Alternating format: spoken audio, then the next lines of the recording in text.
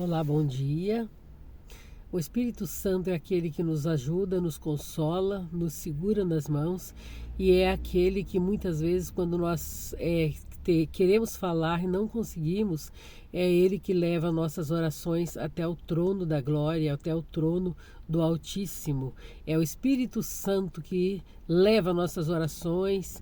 Muitas vezes nós dobramos os nossos joelhos e não conseguimos falar porque o choro vem e a gente não consegue, mas Deus está vendo este momento difícil, Deus está ali colhendo nossas lágrimas, vendo nosso sofrimento, e essa hora é que o Espírito Santo entra em ação.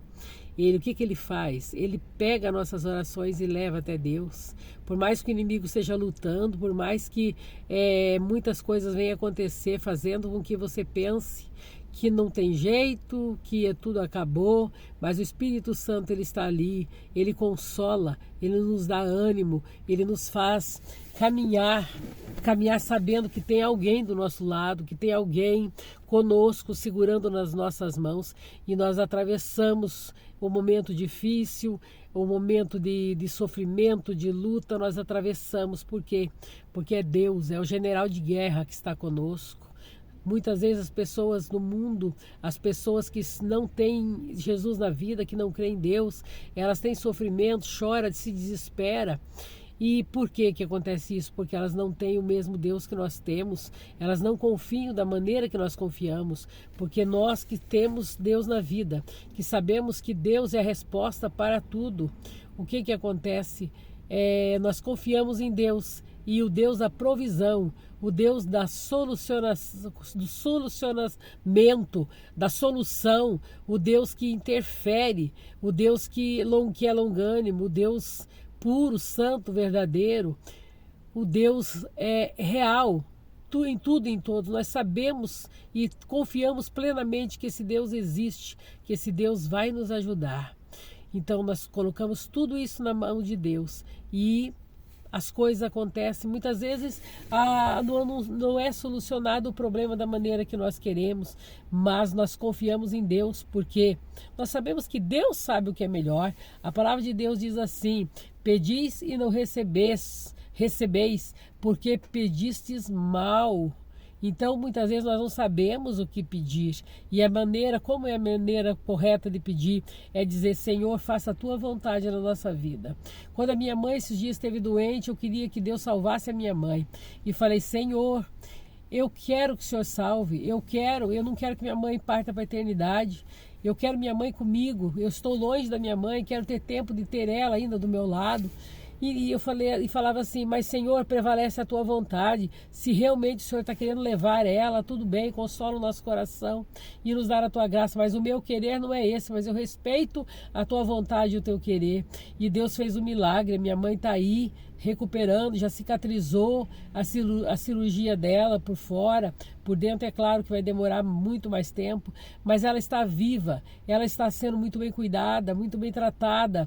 A família se uniu para cuidar dela. Então o que eu penso assim? Deus, ele faz a obra acontecer, Deus faz o milagre.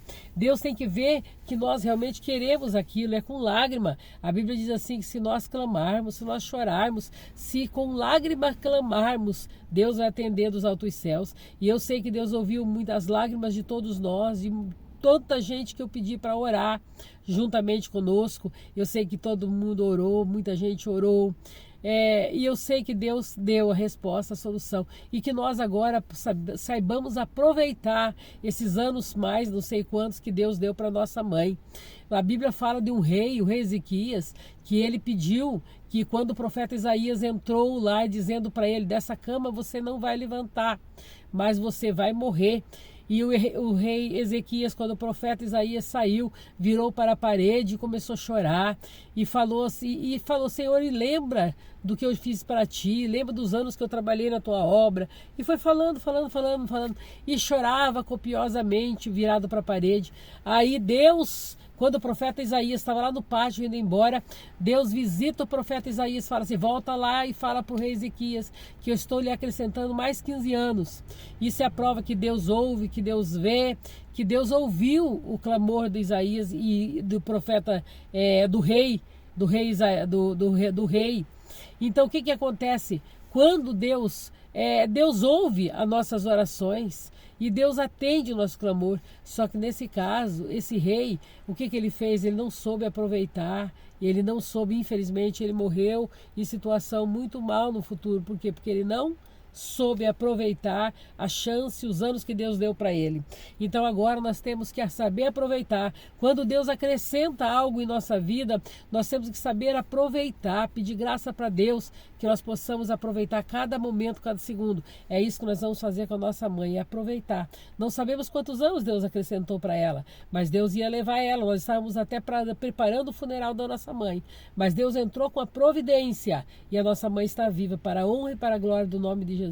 Eu só tenho que agradecer. Tem tantas bênçãos que aconteceu. Foi um ano atribulado, mas em tudo nós íamos à mão de Deus e Deus esteve presente ali, fazendo a sua obra e dando vida àquele que precisava. Glória a Deus por isso.